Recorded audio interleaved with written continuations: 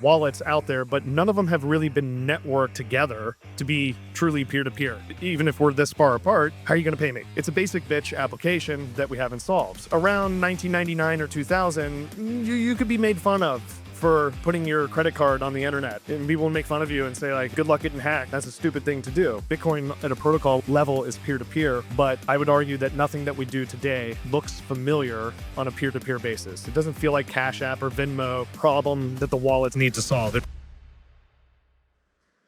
Testing, are we good? All right. Well, howdy everyone. Thanks for being here, and thanks for inviting me to Czech Republic. It's my first time here. By far the best Bitcoin conference I've been to, especially at this scale. It's unbelievable. And today I'm going to be talking about mostly Bitcoin payments. But I have a serious disclaimer at the beginning. There's always some knuckleheads whenever I talk about Bitcoin payments that want to throw 2017 in my face and say Bitcoin's only for savings. It's a savings technology. It's not for payments. It is both, right? Also, I was there, in the trenches with all of you on Twitter, getting dozens of likes, to, protect the protocol, right? And really what I want to get through with that is that when I talk about Bitcoin payments, it has nothing to do with the protocol. In my mind, we have all the tools that we need to make Bitcoin payments successful, that it doesn't require a hard fork of any kind. It doesn't require a soft fork of any kind. That we made the advancements that we needed in 2017 to allow for layer twos like the Lightning Network, like recently ARC and such things, and that we can do Bitcoin payments successfully with exactly the tools that we have available to us right now. So the theme here this week is using Bitcoin. I'm pretty open to everything under the sun being a part of using Bitcoin, whether it's using Bitcoin by saving it. That's how I did it for a very, very long time. In fact, I dedicated the beginning of my Bitcoin sort of entrepreneurship to building Unchained and making sure that people could save in Bitcoin. Using Bitcoin as collateral for loans. It could be accepting Bitcoin payments. It could be sending Bitcoin payments. I think it's very, very broad what you can do and be considered using Bitcoin. But I made the transition from custody over to payments for a reason. And it's that when I started working on custody in 2018, 2019, my view of it was that the very first problem we needed to solve in the realm of Bitcoin as money is that if you couldn't keep it securely at rest, then everything was downstream of that. And that if you couldn't trust yourself to hold the Bitcoin securely, that working on other applications was not really worth it. And when I left Unchained in 2022, the reason was not because custody is finished or anything like that, and there won't be other great products built or advancements, but it just matured a lot. In 2019, even when I would talk to my friends about what I was working on, they kind of laughed at me. The idea of multi-sig was obscure. It was really hard to do. It was, kind of superfluous if you had, a single sig wallet or something like that. Really, again, the idea was that by 2022, 2023, the market, it's not done, but it was mature. And logically, I thought, well, if I'm dedicating my professional career to working on Bitcoin, what is the next thing to work on if custody is a matured sort of silo of what you can do with Bitcoin? And I thought payments. So my vision for Bitcoin payments is essentially that all of us as individuals believe that we have a need for Bitcoin in some way, whether it's to save or to use in some other way, but that also businesses will have the exact same desires that we have as individuals. Businesses are just made up as individuals, just like us. We go out and we start businesses. We keep Bitcoin ourselves. Eventually, our businesses and the things that we run will hold Bitcoin as well. And that there's sort of this natural progression. Again, I talked about why I chose to work on custody first. It's very much because I believe that the reserve asset nature of Bitcoin was something that we could progress faster and was sort of a building block on top of which you could then look at Bitcoin as a payment currency and then ultimately as a pricing unit, which of course is still, in the future and not as developed yet. So focusing on payments in particular, the framework that I like to think about this in is that everything is downstream of adoption. Everything. Whether that's commerce tools and the payment stuff that we want to do, whether it's number go up, whether it's smoothing out the volatility, all these problems, all these things that we want to attack are downstream of simple adoption. And that you play this sort of ping-ponging game where you say, well, if commerce tools are downstream of adoption, well, then we have to build some commerce tools in order to build up some of the adoption. And then you go attack another problem and say, well, the volatility is too much. And what do you need to smooth out volatility? You need deep liquid markets. You need people accepting payments. You need, things like that. But what I get more than anything, and I've been guilty of this myself actually, is thinking like, well, I don't want to work on or participate in Bitcoin payments yet because, tax policy, right? Depending on what jurisdiction you're in, I'm in the United States, you could at any given time be booking a capital loss or a capital gain on any transaction that you do, and that could discourage you from participating in a payment system. I think that this is, I don't know. I think that's a fragile mindset. I've definitely been there myself. And I think about like entrepreneurial endeavors that have been successful, especially in America where I live, where the entire value of creating the company was going in opposition of some sort of regulatory environment. Think of Uber. Wasn't easy, not because writing the code was hard or the mapping was difficult. I'm sure those were pretty hard. But I mean, like, they're dealing, at least in my country, with like literal gangs that own these marketplaces, right? And have regulatory capture. But tax policy is downstream of adoption. They built something successful. They built something that people wanted, right? And the regulatory policy caught up to where they're at. I don't worry about tax policy all that much. If enough people want to send Bitcoin payments, if enough businesses in particular and merchants want to accept Bitcoin payments, we will get the tax policy that we want when it comes to commerce. I can guarantee it. We just have to get the adoption. I do believe that commerce is a key to getting the adoption that I'm talking about. It's not going to just happen. We're not going to ask permission, get the policy that we want, and then all of a sudden this will take off. Again, just like Uber or Airbnb or any number of these sort of like regulatory gray area type of businesses, I think we just have to build it, right? And I think merchants are demanding that we build it. It's small right now, I'll admit that, but it's going to cause a couple different things. A normal mindset, if you are, say you're working at a big company and you don't have sort of unilateral decision-making power to say, I work at Microsoft and I've decided that we're going to accept Bitcoin payments. That's a normal, big company type thing. You can't make that decision yourself.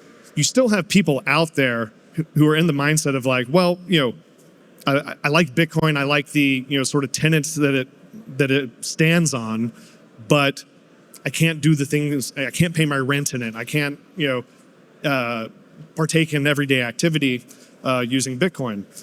And I think we have to reach those people. That's the part of the adoption that commerce grows, which is, it's not a chicken or an egg thing. It starts with merchants demanding to be paid in Bitcoin, not with people trying to spend their Bitcoin, right? When you go out and you find that the thing you want to do, the bills you need to pay, the obligations that you have are denominated in Bitcoin in some way, then you do it. You don't really have another choice, right? It is the people that want to be paid in Bitcoin, they start the adoption commerce curve that helps everything downstream of that adoption curve. Right now, the market for Bitcoin payments, 2026, I work on it every single day. It's not massive, right? But if any of you guys were at, say, like Freedom Tech before this, did any of y'all go? Any hands? Okay, a few of you, right? You bought your ticket on Zaprite, you checked in on Zaprite, right? That's just a merchant deciding, that's a bunch of Bitcoiners in a Bitcoin business deciding, we're gonna take Bitcoin as payment, we're gonna give you a discount if you do it. And even if you were skeptical about spending your Bitcoin, maybe you did it that time because you got a good deal on it, right? You want to make the merchant happy and you want to go to the event, right? Even in the universe of people that are interested in Bitcoin right now, eyes on the ground, the Bitcoin business owner segment of that is very small, right? They're still the ones that are going to export this, right, out to all of the customers of their businesses. And so at Zaprite, what we see today is that early on, almost all of the businesses that we onboarded were Bitcoin businesses in some way. They were like attached to the Bitcoin economy. They're miners, they're hosted miners, they're service providers, they're event organizers, things like that. But more and more what we see is not that just regular people are setting up Bitcoin payments because they think they're going to get rich off of it, but lawyers. They're not in the Bitcoin economy necessarily. They're just an individual, and they don't work at a big firm, but they invoice their clients, and they have vendors, and they have all these things, and they themselves are a Bitcoiner, someone that buys Bitcoin on an exchange, holds it in cold storage, something like that, and they decide, well, why don't I cut out the middleman, right? Why don't I go straight to my customers? If I demand Bitcoin from them, it's a cheaper way to stack sats. I have an affinity play to the Bitcoiners that are out there that are willing to use my business.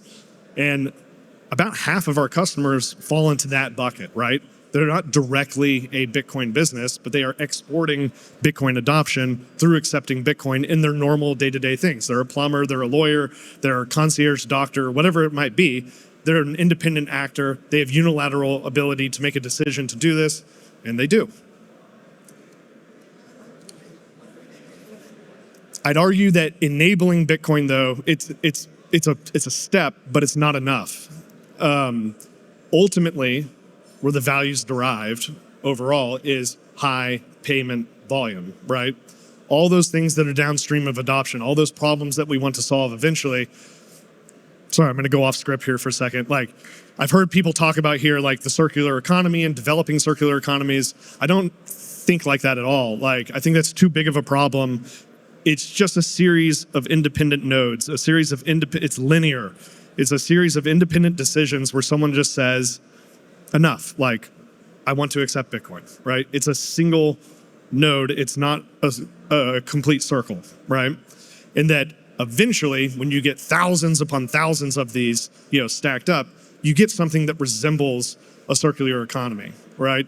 But the success that we've had to date has been focusing not on circular economy, on linear, independent decisions, independent business owners making those decisions one person at a time. Okay. I'm going to change gears a little bit here. This is about payments in general, not just about merchants accepting Bitcoin, which is what Zaprite does right now.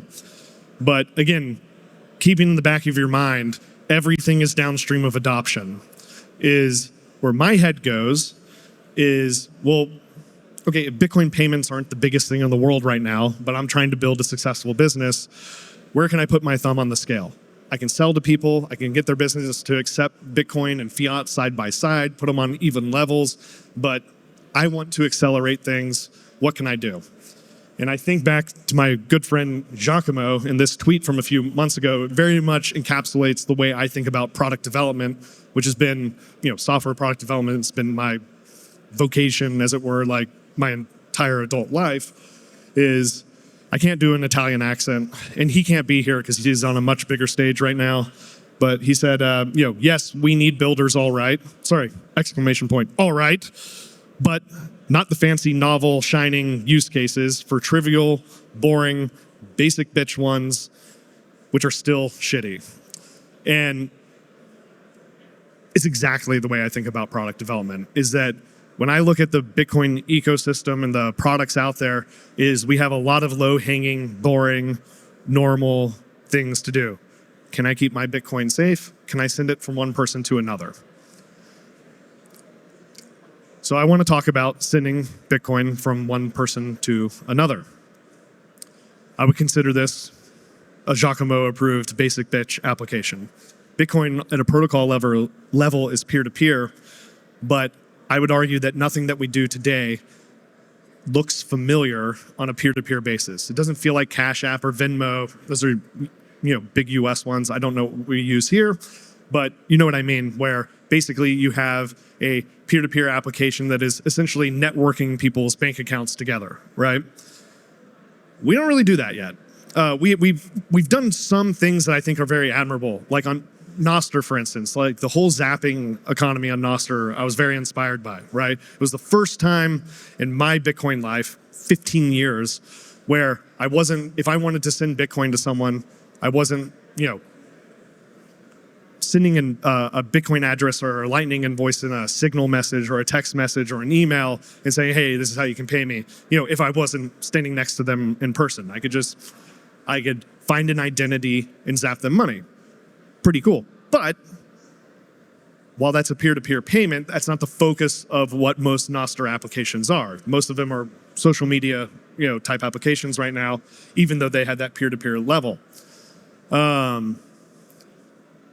Well, I got a bunch of comments there, but yeah, this is basically what I'm talking about. And so where my mind goes on a basic bitch application for peer-to-peer payments is thinking that P2P, it was mentioned on the other slide, P2P is actually upstream of B2C. If I'm saying that merchants are going to be the ones that are exporting Bitcoin payments, I still think us paying each other, which is not a B2C payment, right? There's no merchant involved in that type of transaction. It's still upstream. It's user behavior that is normalizing the thing that helps B2C succeed. I think I know this because, I was around during the early internet. I'm not that old, but I was in high school. My brother was participating in the dot-com boom. I was not. However, I was trying to pay attention because I want to impress my older brother, right? And I remember one thing in particular, which is, I got caught up in this a couple times myself, which is around 1999 or 2000, you could be made fun of for putting your credit card on the internet. And people would make fun of you and say like, yeah, good luck getting hacked, right? That's a stupid thing to do. And so if you're someone like eBay, and that's the meme of the day, right? It's kind of stupid to put your credit card information on the internet because it's not secure. You have a little bit of a problem, which is I have all these merchants out here who are trying to export internet payments and normalize them, right? But I have an entire culture that is basically saying it's not ready regulatory-wise, it's not ready, security-wise. But then they look over and there's something upstream of them. There are transactions happening on the internet. They're just not B2C merchant transactions. They're happening over at PayPal. And what they did at eBay is they said, well, there are millions of wallets that are enabling internet payments here. And if we buy that, and if we associate ourselves with that, there's all sort of downstream effects that we can have in our merchant world in eBay. I can basically buy 1 million people that can now pay, and I can monetize those people through B2C payments, which is easier to monetize than, say, P2P. So, with that as inspiration, Zaprite is also working on P2P, but I want to tell you how we think about it. So if that's like the early internet and where we got inspiration from, what's the problem with peer-to-peer in Bitcoin right now? And I think it's like a layer of abstraction problem. So we have tons of wallets, right? Every single one of you here, if you're here, probably has some sort of wallet on their phone. Might be non-custodial, might be custodial. Doesn't really matter at all, right? And some of those wallets even have dipped their toe into this like sort of peer-to-peer transaction world, right? You might be able to send a payment to a Lightning address, right? And maybe, not most of them don't, but maybe your application will even remember some of those Lightning addresses and build you up a little bit of an address book of sorts, right? I know Strike does that. It's not a main part of their application, but it's a part of it. And so you have all of these wallets out there, but none of them have really been networked together, some in their own siloed ways, to be truly peer-to-peer. You're still sending the text message, you're still sending the email, you're still sending the Signal message to say, here's how you pay me, or you're bringing up the QR because you're in person. But if you're in person, that's great. But even if we're this far apart, how are you going to pay me, right? It's a basic bitch application that we haven't solved. Visualizing it a little bit more, Yeah, it's the same problem, right? You got Cash App users over in California, you got Zeus users in New York, and River users and Strike users, and outside of some protocol things that are very nice, like LN addresses, they don't really know anything about each other. You have to go outside of the application in order to pay each other. I don't think it's, I'm not saying that's a problem that the wallets need to solve. In fact, I don't think it's a problem that the wallets need to solve. There's a good reason that every wallet is not going to be a peer-to-peer application. It's a general, in the product development world, it's just a general separation of concerns. I know if any of you are in China, you might be used to everything apps, but usually those are applications that are, featureful, but not particularly good at any one thing, right? In our world right now, in the fiat world that you might use P2P more often, you have something like Venmo, and what is Venmo actually doing? They're networking all of your bank accounts. So I can be on my local credit union or local bank. Someone else can be at JP Morgan or Wells Fargo or Scotia or whatever it might be. And they're networking those so that you can send value peer-to-peer between each other. There's a reason the banks have failed at trying to do this before, because building really excellent peer-to-peer transactions requires a different type of focus than if you're a custodian and you have a different relationship with your customer where you might be keeping their money safe, you might be lending them money, right? You might be helping them with their business, you might be doing all those types of things, checking accounts, whatever that might be. That's a lot to take on. It is an entirely different relationship than you might have with other companies. So I'm out of time, so I'm going to skip ahead real fast. You get the problem that I've set up. Wow, I didn't realize how long this was. So what I'm basically going to say at the end here is, with those problems, in place, the goal of Zaprite is to work upstream of the B2C payments right now. We are working on a P2P app. The idea is to network all of your wallets. It is not a custodial wallet. You don't sign up for Zaprite P2P and you have a wallet ready to go. You bring whatever wallet you're already comfortable using. That could be Strike, that could be Albi, that could be any number of places to receive and spend Bitcoin, right? We're doing this in a privacy-preserving way. Contacts live on your phone. We'll never know anything about who you're connected with, who you're sending money to, anything like that. And if you want a sneak peek of it, go to zapritep2p.com. You can sign up. We'll send something out this summer. And yeah, anyway, thank you very much.